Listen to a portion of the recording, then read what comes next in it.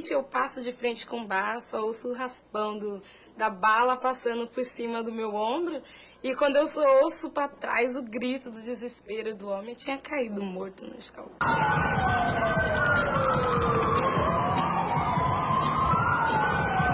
Estava com os colegas, os caras chegaram, mataram um dos coleguinhas dele, né, atiraram neles, eles correram e meu filho levou 2 tiros. No dia de hoje é normal, todo dia, morre um, morre outro. Essas pessoas choram a morte da aluna Silmária Rejane, 17 anos, morta em pleno recreio por um colega que estava sob efeito de drogas.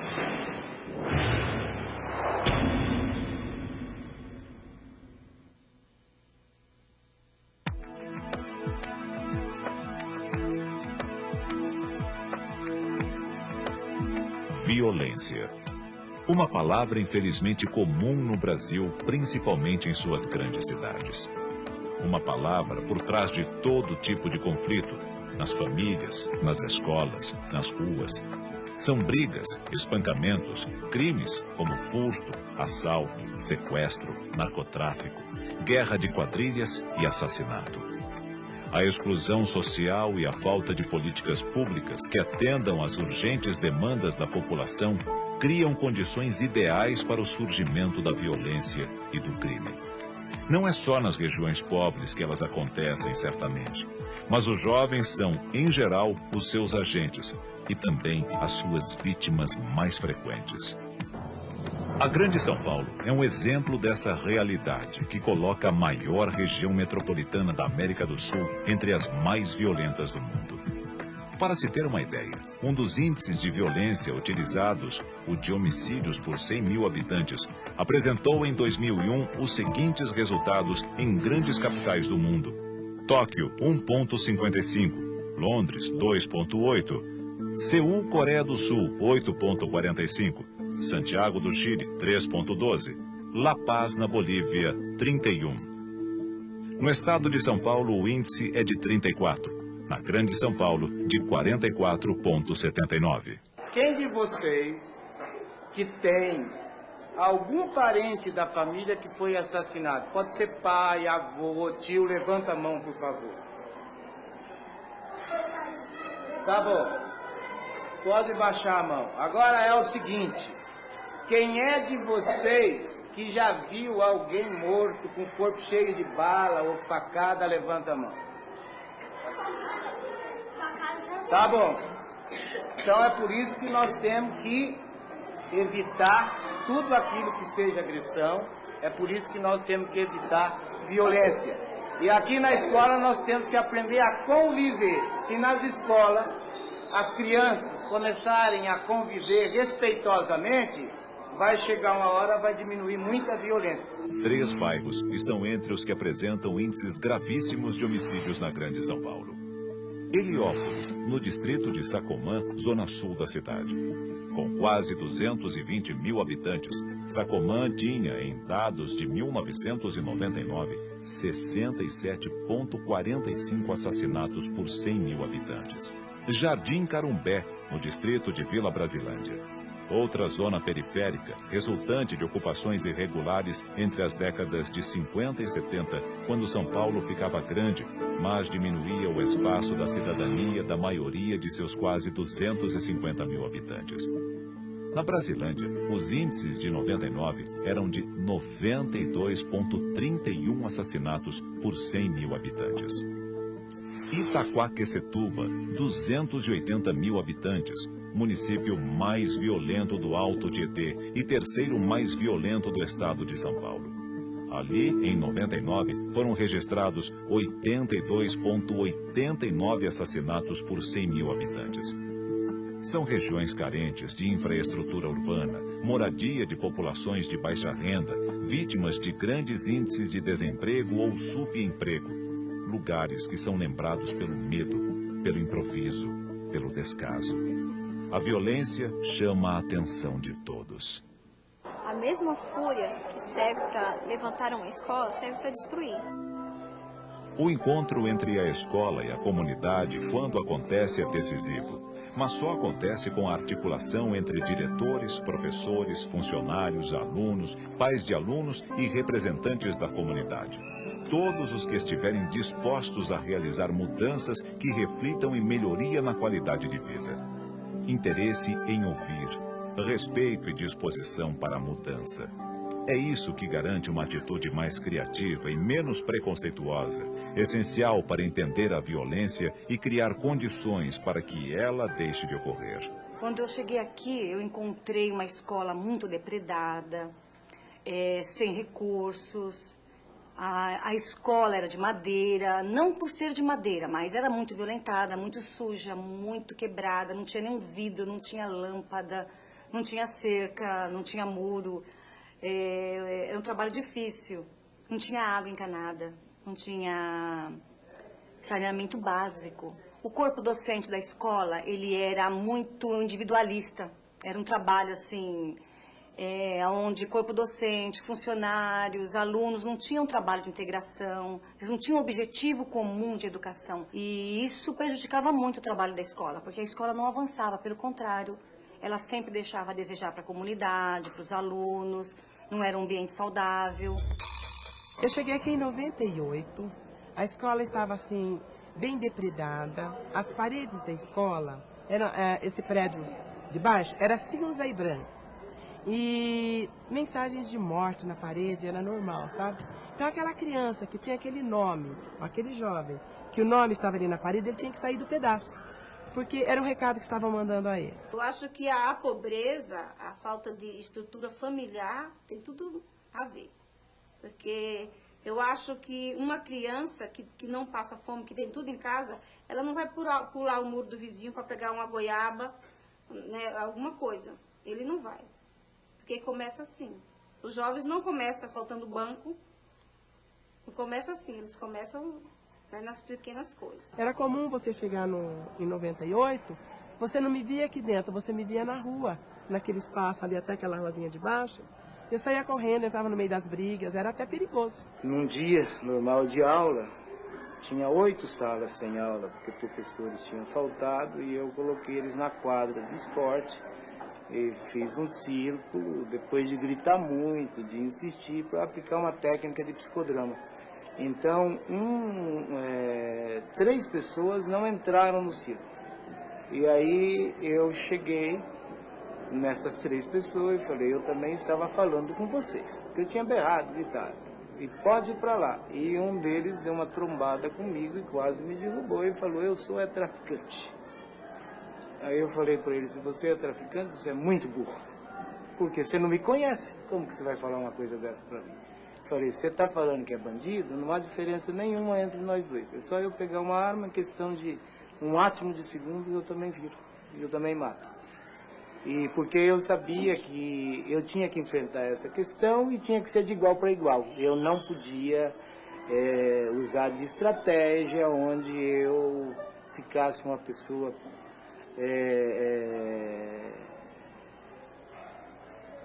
subalterna diante da situação. Fui ameaçada de morte, escreveram nas paredes da escola, Dona Fátima, seus dias estão contados, né? Fiquei com medo, as pessoas que trabalhavam comigo, mas resolvi não intimidar.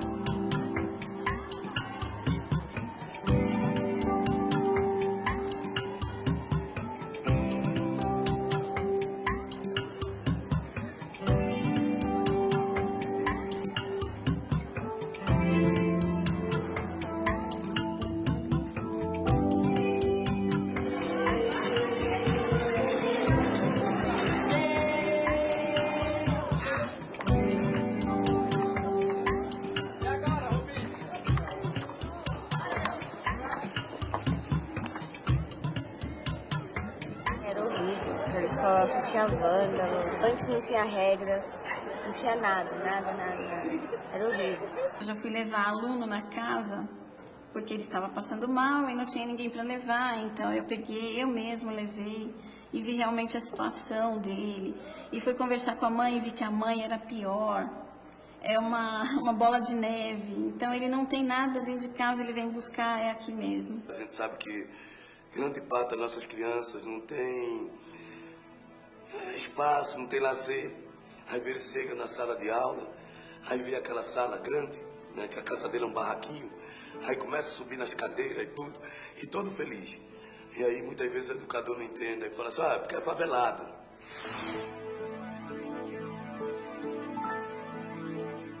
Desci do ônibus, passei por uma blitz da polícia, o policial, ei, você aí. Eu passei, pensei que não era comigo. Ele, ei, você aí, grandão, você aí. Quando eu virei para trás, ele falou, faz favor, vem cá. Eu fui caminhando até ele, cheguei, ele falou assim, de onde você tá vindo, seu nóia? Pra onde você vai? Eu falei, como é que é? Eu, nóia? Calma, seu policial. Você não me conhece, eu tô vindo da faculdade. Entendeu? Eu estou vindo da faculdade, estou fazendo faculdade. E outra, eu sou professor, nós pertencemos ao mesmo nível. Se você trabalha no estado, eu também trabalho no estado, ok? Agora não é só porque eu estou num bairro pobre, eu moro num bairro pobre, estou de bermuda, camiseta, chinelo, com um caderno na mão, você vai me discriminar. Acredito que a escola, sim, ela traz vários itens de violência, como preconceito, a discriminação, a exclusão, né? Acho que ela não está livre disso. E só consegue fazer a diferença quem busca o contrário disso. Então a gente até, aqui a gente vê um pouco, às vezes fala, nossa, nós temos tanto problema de criança que tem atitudes violentas, mas aí a gente estava refletindo, né, que justamente porque a gente não quer essas crianças fora da escola, porque a gente acolhe essas pessoas e tenta fazer um trabalho com elas. Então o trabalho que a gente tem feito é na busca de trabalhar com o que a gente tem e que a gente consiga melhorar, né, o jeito de pensar das pessoas, mas essas mesmas pessoas, não tem como substituí-las. Não, agora eu quero esse, tudo certinho. São essas. E é isso que a gente tem que trabalhar. Né? Muitas vezes a escola quer transformar, quer que tudo corra bem, e ela trabalha com violência com seus alunos, né? Ela agride os alunos de uma forma, às vezes, verbal, de uma forma moral, não de uma forma física, mas a escola tenta fazer com que as pessoas mudem de acordo com o que ela quer, sabe? Então ela começa a ser violenta, só que ela não percebe isso. Um caminho comum percorrido por todas as escolas visitadas foi a convocação dos pais e mães de alunos, gente que tem uma visão muito clara da importância da educação. É a gestão democrática da escola, fator primordial para eliminar a violência da escola. Participação e protagonismo.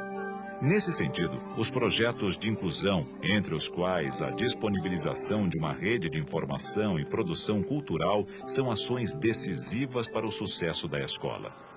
Vários programas podem ser citados, entre eles Comunidade Presente, Parceiros do Futuro, Jovem Protagonista, Parcerias, que são programas que envolvem a ação dos educadores, a ação dos alunos e a ação da comunidade. Um dos maiores problemas do bairro, sim, da região brasileira inteira, é falta de praças de diversão, é falta de cursos profissionalizantes, de cursos pré-vestibulares, enfim, de um movimento para tirar as pessoas daquele cotidiano de drogas, para tirar o adolescente. Ele precisa de adrenalina, ele precisa de movimento, ele precisa estar fazendo alguma coisa. Principalmente no final de semana que ele não vai trabalhar, ele não vai para a escola, então ele tem que estar fazendo alguma coisa. E o projeto que a escola mantém, os 13 projetos que a escola mantém no sábado e no domingo, é sensacional, porque tira esse jovem desse cotidiano de drogas e traz ele para fazer alguma coisa na escola, sei lá, apresentar uma peça de teatro. Né? E nunca mais dá vontade de especular nas coisas que eu mando. Aprendeu?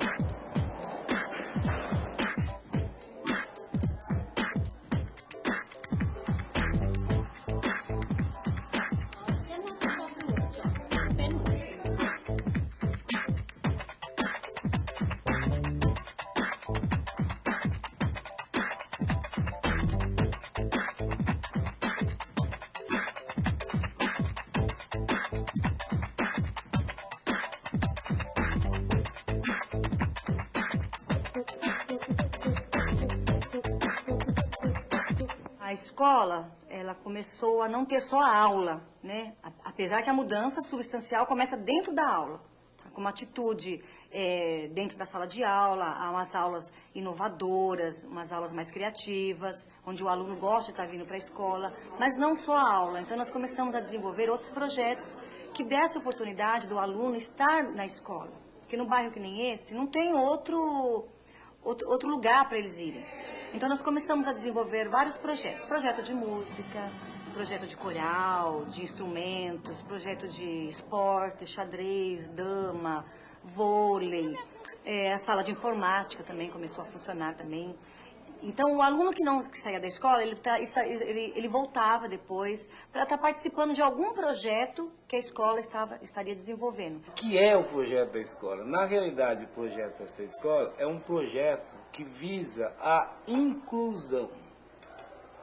E quando eu digo inclusão, eu não estou falando só a inclusão do aluno, eu estou falando da inclusão de toda a comunidade, do pai, dos professores. Então visa incluir. E as atividades que a gente tenta promover dentro da escola tem como objetivo levar o sujeito a se constituir. Seja ele aluno, seja ele professor, seja ele pai. Então é um projeto que busca a constituição do sujeito. Então todas as atividades que a gente tem aqui têm este objetivo. Com o grupo de pais, de manhã, à tarde e à noite, o pátio cheio, eu coloquei uma lousa na frente, colocamos um palco, e dos próprios pais eu fazia a pergunta: o porquê a escola tão depredada daquela maneira?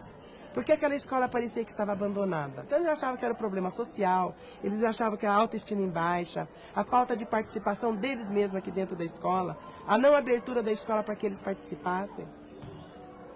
E eu disse para eles: bom, após tudo isso, então, qual é o caminho contrário disso daqui?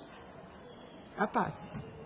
O que é o contrário da violência? A paz. Então, eu falei em cima da paz que nós vamos estar trabalhando. Aquele grupo de pais primeiro que me recebeu, que eram os que mais agitavam, os que mais... Então, o que eles falaram? Eles vieram para dentro da escola e começaram a me ajudar. O que eu disse a eles é o seguinte: vocês não vão vir para a escola apenas para estar olhando apenas os filhos de vocês. Vocês vão ter que ajudar a todos. Vocês vão ter que ser pai de todos. Então, se vocês verem hoje a dona Norete, a dona Ditinha, o seu Heleno, a fala deles é o seguinte: eu tinha 1 ou 2 filhos. Não, um tinha 2 filhos. E hoje nós temos 3.000. Então é bonito. O seu Heleno hoje já não tem um filho aqui dentro da escola mais. A dona Norete também não. Mas eles continuam nos ajudando. O seu Heleno dá treinamento aqui no centro esportivo nos fins de semana.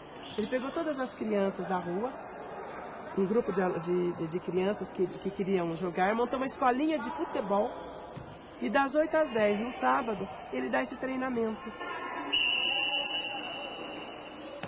Graças a Deus, com esse trabalho que a comunidade fez, junto comigo, com outros pais, que eram uma média de uns 10, 15 pais que faziam esse trabalho, né, que tinham um certo tempo, que poderia vir à noite dentro da sala de aula, a gente chegava, pedia licença para os professores e fazia, tipo, digamos, uma palestra dentro da sala de aula, com os alunos, né. Isso nós fizemos várias vezes, até ter uma conscientização melhor, para não pichar a escola, para respeitar o aluno, os amigos, né, respeitar os outros, respeitar os professores, a direção e em si toda a comunidade. Tudo que eu tenho, propriedade, residência, tudo é aqui no bairro. Então eu tenho que valorizar aquilo que está aqui. Eu valorizando a comunidade, valorizando o bairro, valorizando a escola, estou valorizando a mim mesmo. Os professores têm um papel determinante. São vários os exemplos de profissionais que encaram as possibilidades da educação e da inclusão social de uma forma positiva, o que se reflete na sala de aula e em várias ações propostas. Além disso, outro fenômeno interessante é a ação de professores que nasceram e cresceram nas próprias comunidades em que atuam. O seu amigo que estudou junto com você, na mesma sala, que se envolveu com crimes, aí de repente você volta para a escola para dar aula para o filho dele.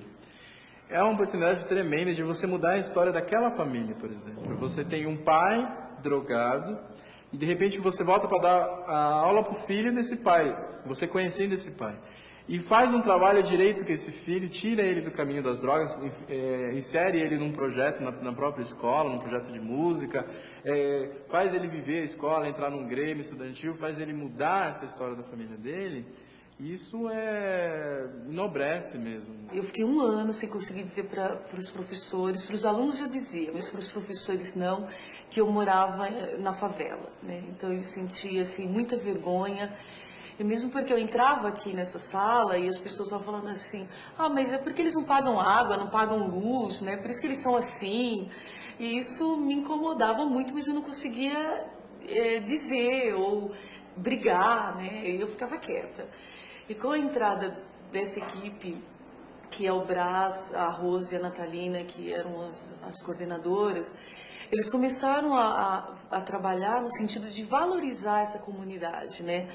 E aí um dia me chamaram para estar falando para os professores como era ser adolescente, né, na favela, como tinha sido ser adolescente na favela, que era uma parte de um trabalho que eles tinham iniciado. E aí foi quando eu comecei a assumir essa história e senti orgulho dela, né? Eu sou psicólogo e trabalho dentro do LA, de Liberdade Assistida. E a nossa demanda maior é aqui a favela do Heliópolis. Então a gente já tem um conhecimento de todas as causas maiores da pobreza, e a gente já caminha junto com esse pessoal há muito tempo. Então é muito mais fácil, não há o receio, o medo de ter o aluno na frente, seja esse aluno taxado de qualquer tipo, né? Porque a gente enfrenta no sentido de ensinar sem medo. É uma coisa muito fantástica isso. Não ter medo das pessoas aqui. Então a gente convive bem, encontramos na rua. É muito gratificante saber que os alunos estão com a gente realmente, né? Até porque a nossa origem é essa, né? Vimos de uma origem muito humilde, né? Então a gente não pode esquecer isso. Temos que participar, fazer parte deles e tentar reverter um pouco o quadro, a situação dos moradores de Heliópolis, e a gente já começa a ver os frutos desse trabalho, né? Nós somos diferentes, nós somos pobres, favelados, mas a gente sabe fazer um monte de coisa, né? E se não faz mais, às vezes é por falta de oportunidade. Então, e eu coloco isso para os professores também, essa valorização. A gente tem aluno que sabe, assim, muita coisa, né? E o karatê é bem parecido. Se vocês observarem bem, a gente aproxima do alvo do inimigo e transforma esse inimigo em algo muito próximo, não é? A gente tem o controle. O marginal, ele quer se aproximar aonde não tem organização, e aqui está organizado.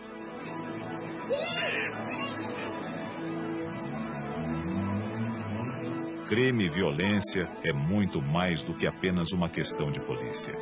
É preciso ir além, e muitas escolas encararam esse desafio. Prevenção, tratamento das famílias onde existe a violência doméstica, tratamento das vítimas da violência. E principalmente trabalhos que permitam que cada um se sinta capaz de fazer a sua parte, de transformar a realidade em que vive.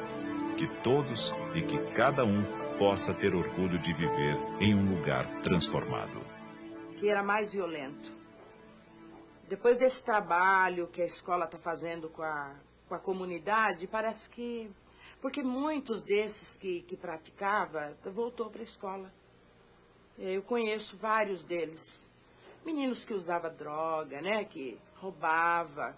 Eles voltaram para a escola. Eu conheço vários. Hoje nós temos na escola vários né, jovens que foram pegos, assaltos à mão armada e que pegou uma pena, né, de liberdade assistida, que significa que o camarada não pode ficar na rua depois das 10 horas. Então a escola ela tem que estar aberta e acreditar que estas pessoas são solução e que estão aí também para crescer, e talvez eles precisem mais do que os outros. Nós estamos investindo no caminho certo, porque acreditamos que só dessa maneira você consegue combater a violência, levando criança para a escola, a juventude inserida em projetos sociais que resgata a cidadania de cada pessoa que mora na comunidade. O processo é muito doloroso, né?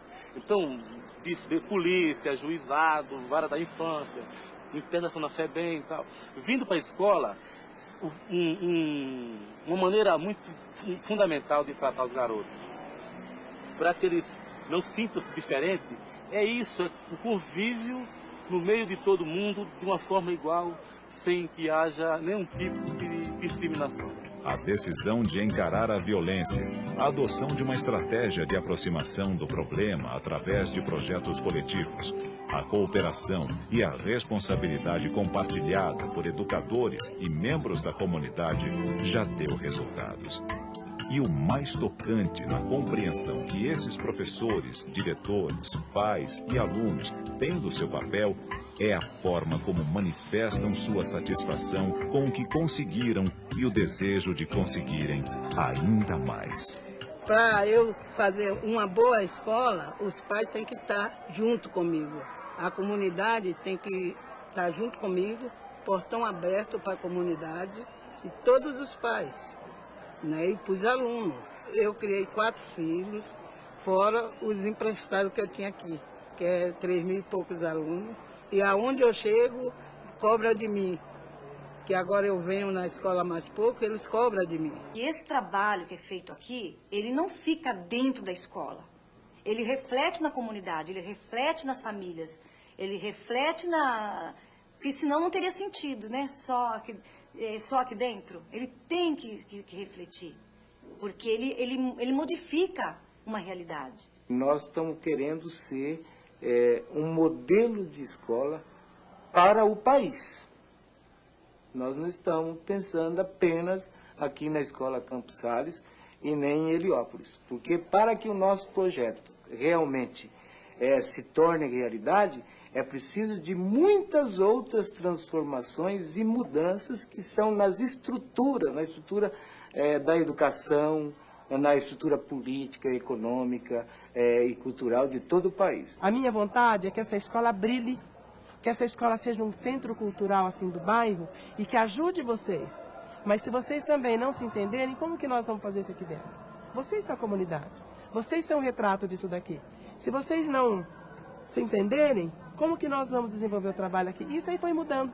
Eles foram respeitando a gente, foram nos ajudando. Há 6 anos eu vim trabalhar na pior escola de Itaquaquecetuba, tá? Que as pessoas diziam, ela não vai aguentar ficar lá, porque é uma escola que tem muitos problemas, é muito violenta, ela não vai aguentar. E hoje nós somos consideradas, ganhamos um prêmio de gestão escolar como a melhor escola de São Paulo. Então isso é o prêmio maior que eu poderia receber como educadora. Nós temos uma vitória, eu considero uma vitória, porque pelo menos na escola a gente está vendo que eles deixaram de